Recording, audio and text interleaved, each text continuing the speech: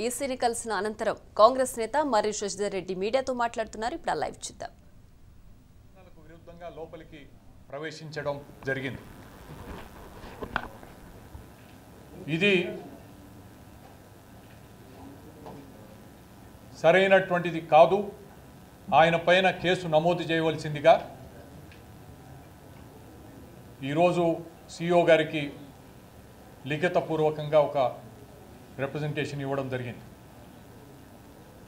అక్కడ లోపల ఉన్నటువంటి టీవీ రికార్డింగ్స్ కానీ బయట ఉన్నటువంటి సీసీటీవీ రికార్డింగ్స్ కానీ ఇవన్నిటిని కూడా పరిశీలించి పూర్తిగా దీనిపైన విచారణ జరిపి వెంటనే డిప్యూటీ మేయర్ బాబా ఫసియుద్దీన్ పైన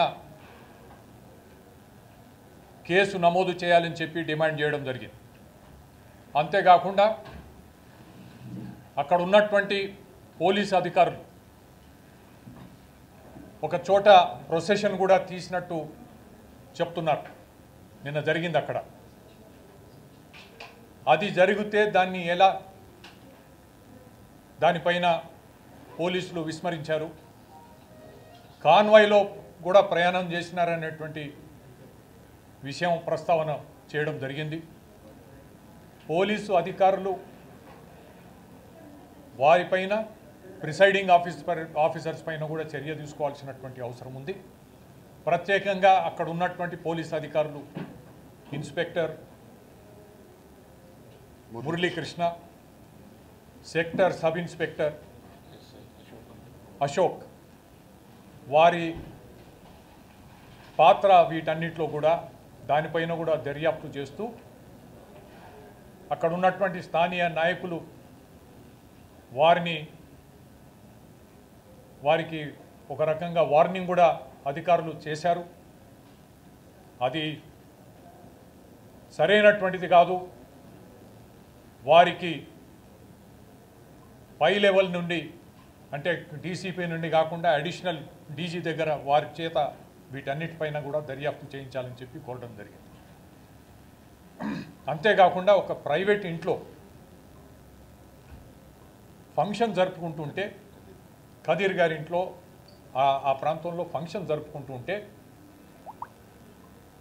అక్కడ ఇన్స్పెక్టర్ గారు వెళ్ళి అనుమతి లేకుండా ఎందుకు చేస్తున్నారు, ఫంక్షన్ ఇంటి లోపల చేసుకున్నటువంటి దానిపైన కూడా ఆక్షేపణ తెలపడం జరిగింది.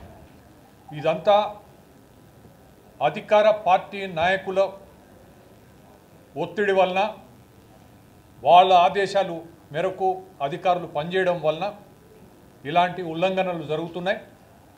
వీటిపై గట్టిగా చర్య తీసుకోవాలని చెప్పి డిమాండ్ చేయడం జరిగింది.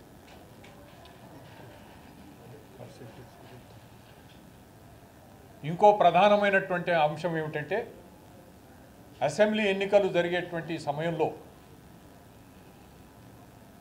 ముందు వచ్చినటువంటి ఓటింగ్ శాతం పోల్చుకుంటే చివరికి చాలా పెద్ద ఎత్తున పెరిగినటువంటి నేపథ్యంలో ఈనాటికి ఇప్పుడు జరిగినటువంటి లోక్సభ ఎన్నికల్లో కూడా ఓటింగ్ శాతం పెరిగే అవకాశం ఉంది అని చెప్పి ప్రకటన వస్తూ, ఉదాహరణకి సికింద్రాబాద్లో 39 నుంచి 46%కు పెరిగింది. దీనికి అనేక రాష్ట్రాల్లో ఇంచుమించుగా అన్ని పార్లమెంటు నియోజకవర్గాల్లో ఇదే విధంగా పెరిగిందనేటువంటి విషయం పైన వారి వివరణ అడిగి తెలుసుకోవడం జరిగింది. వారు చెప్పే మాట ఏమిటంటే పూర్తి స్థాయిలో అబ్జర్వర్స్ సంతకాలు చేసేంత వరకు వీటిని జారీ చేయడానికి అవకాశం లేదు.